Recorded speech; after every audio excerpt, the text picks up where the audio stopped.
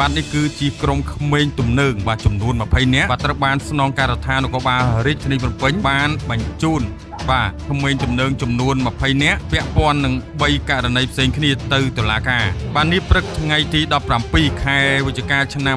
2025នេះនៅស្នងការដ្ឋាននគរបាលរាជធានីភ្នំពេញបានធ្វើការបង្ហាញមុខក្រុមក្មេងទំនើងចំនួន20នាក់ពាក់ព័ន្ធ3ករណី1ហិង្សាដោយចេតនា2ហិង្សាដោយចេតនាមានស្ថានទម្ងន់ទោសនិងកាន់កាប់ឬដឹកជញ្ជូនអាវុធដោយគ្មានការអនុញ្ញាត3អំពើលួចមានស្ថានទម្ងន់ទោសដោយប្រព្រឹត្តអំពើហិង្សាកាប់ប្លន់ម៉ូតូក្រោយពីធ្វើការបង្ហាញមុខក្រុមក្មេងទំនើងនិងជនសង្ស័យខាងលើរួចមកកម្លាំងសមត្ថកិច្ចបានបញ្ជូនទៅកាន់សាលាដំបងរាជធានីភ្នំពេញ